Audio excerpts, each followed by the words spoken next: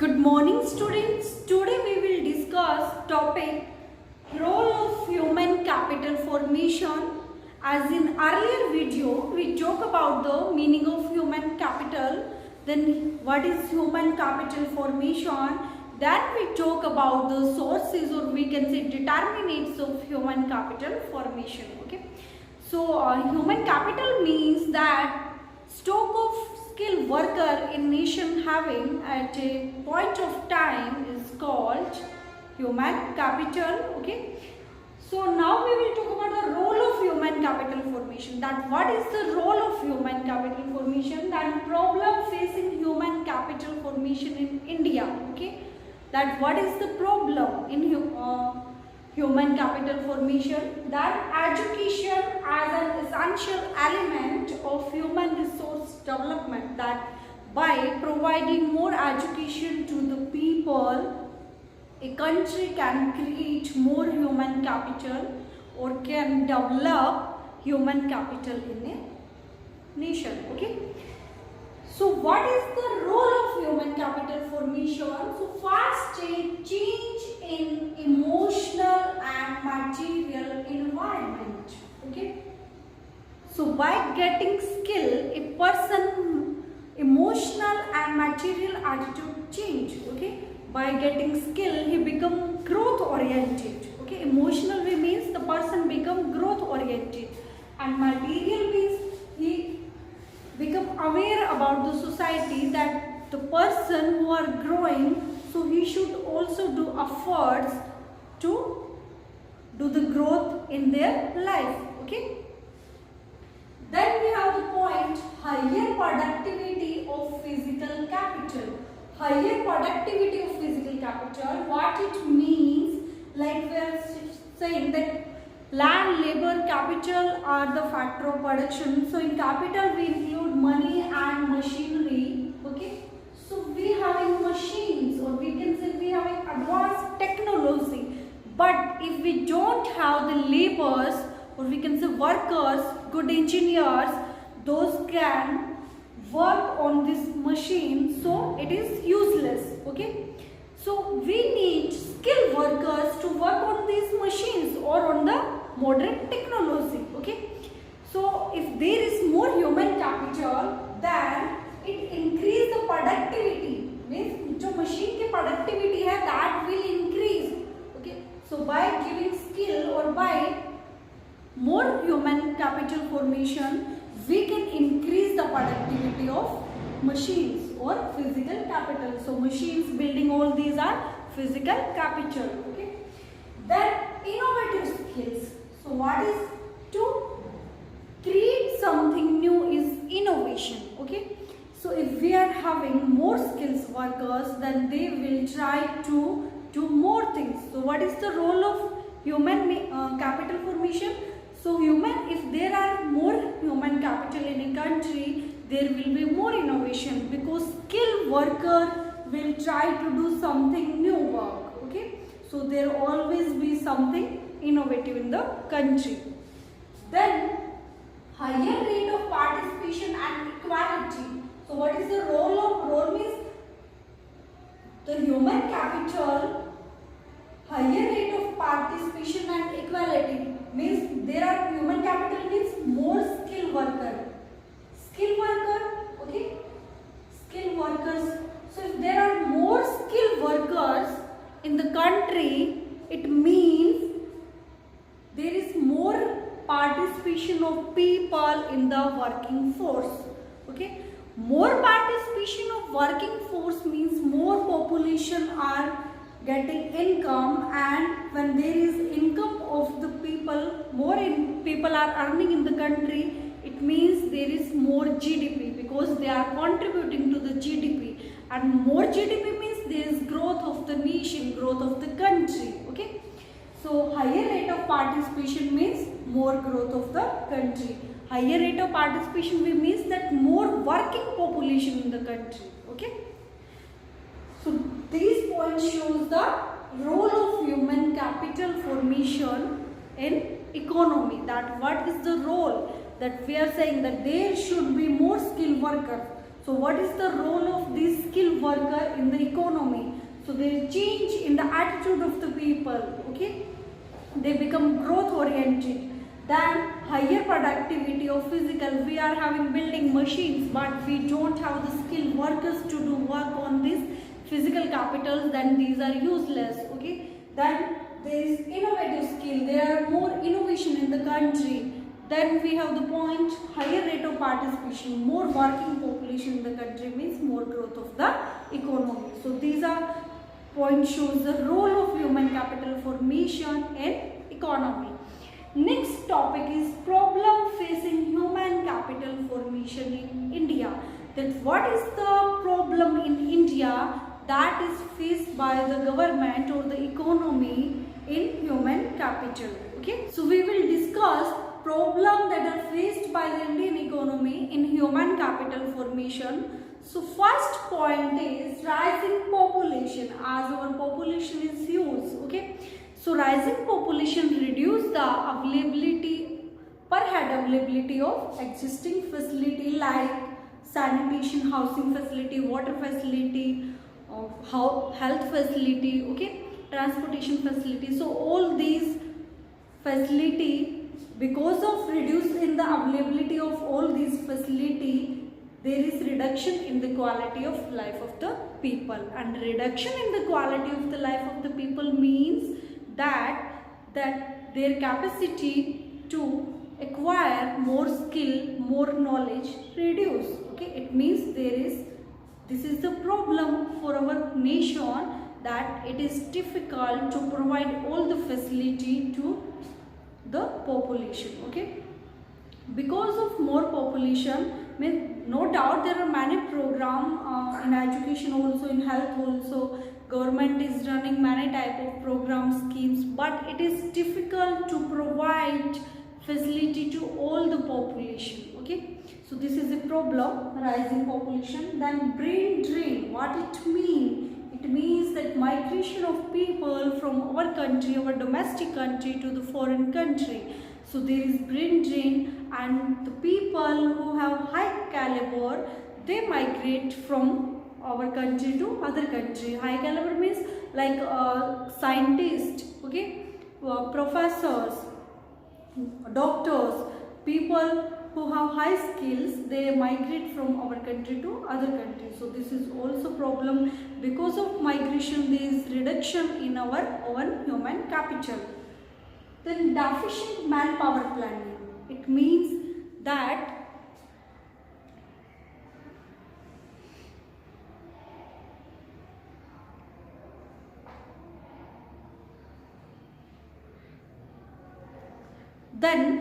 deficient manpower planning, no doubt many efforts have been made for balancing demand and supply, but because of huge population, there are graduate unemployment problem also exists in our economy. So this is also a problem. Then inefficient on the job training in primary sector. So what is primary sector? Primary sector is mainly related to agriculture sector. So government is not mainly providing any training program or any modern training program for the primary sector. Mainly traditional methods are adopted by the people in agriculture sector. Okay, because it is a high in cost. One constraint is there, that why government is not able to provide this training program in agriculture sector. Our near about 52% population is working in agriculture sector, and there are many people whose income depend on agriculture sector only. So the training program that are related to agriculture sector, they are high in cost, and for nation it is not possible to provide this high cost training program to the all agriculture working population. Okay, so mainly ignorance of this agriculture sector, development of agriculture sector, this problem is present. So all these problems are related to human capital formation in India. Okay, now we will discuss about the education as an essential element of human resource development, that how by providing education, how we can create more human capital in the. We'll discuss about the education that as an essential element of human resource development. So by providing education, there can be development of human capital. So how? Mainly there are three types of education in our country, that is primary education. It includes 1 to 5, then secondary 6 to 8, okay. Then senior secondary is also there, senior secondary that include 9 to 12, and then higher education include graduate, post graduation, okay, PG and all. So government should do efforts to provide the education facility to the people. By providing education facility, health facility, there can be increase or improvement in the living standard of the people, okay. And increasing the living standard of the people means that they can acquire more skill and knowledge. More skill and knowledge means more working population in the country, okay. So no doubt there are many efforts that are done by the government, like Sarva Shiksha Abhiyan, that is related to primary SSA, okay. Primary education is this program. Sarva Shiksha Abhiyan was started by the central government and then it was implemented in states. So main aim of this SSA is to provide primary education, we can say universal education to the all children, okay. And it is also free education. There is no cost will be given by the parents who sending their students. It is mainly related to the poor families, that the people who are poor, they are not able to send their children to the schools, so the people can send in these government schools. Then secondary education, that government started on there are also many programs that are started by state government. Kasturba schools, these are open for the girl child, okay. That the children who were not able to go in the school in the early age, they can go in the school, means, or those who drop their school after primary, they can go to the school in Kasturba, or okay. Then there are also Navodaya school, Navodaya, KV, Kendriya Vidyalaya. These all are central level program schools. These are opened by the government. So in these schools, education is free for the students, or it is a very nominal charges, okay. So the main aim of opening these type of school is to improve the quality of the education, okay. Now KV is also in English medium, Navodaya schools are also in English medium, Hindi medium, both mediums are available, okay. So main aim of this school is to improve the quality of the education. Kendriya Vidyalaya is mainly in English medium only, they are not in Hindi medium, okay. Then graduation level, for to providing higher education, there are many universities, colleges are opened by the government to provide the education.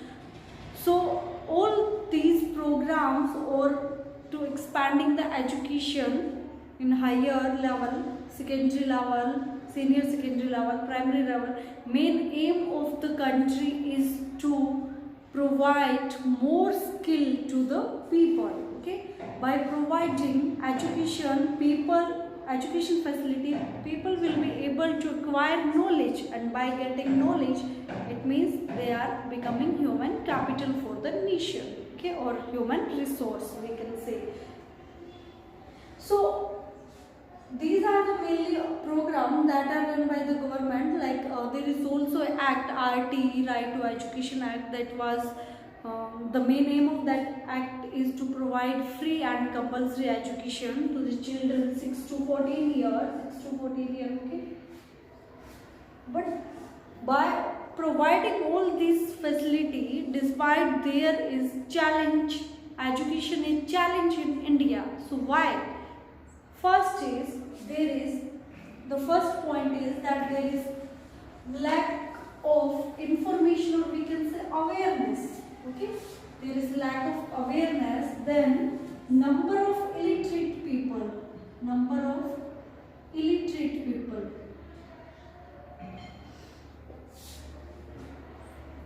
Illiterate people. So what is meaning of literate? Literate means the person who is able to read and write.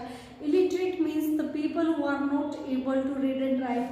So there are many people in our country, those who are not able to read and write. So this is the challenge for the country, that literacy rate should be improved, because developed country having 97% literacy rate, but in India at present near about 80% literacy rate is there.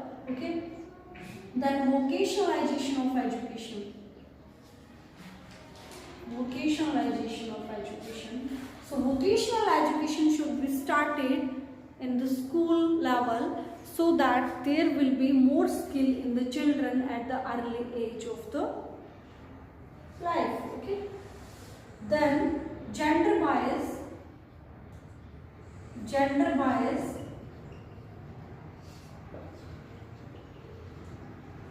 Gender bias is also present in our nation, that people used to difference between girl and boy. People usually send to school to the boy, but they are not sending school to the girl. So this is also a challenge for our country to remove the gender biasness in the country. Okay.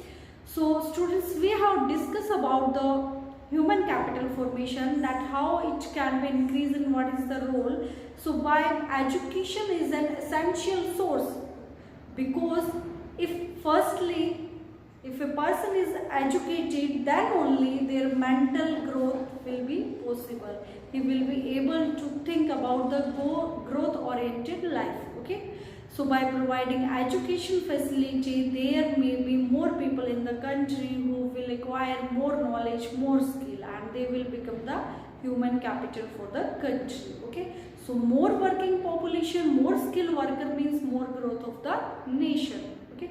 So students, watch the video, and also read this chapter from your book. If you face any doubt, you are free to ask. Thank you.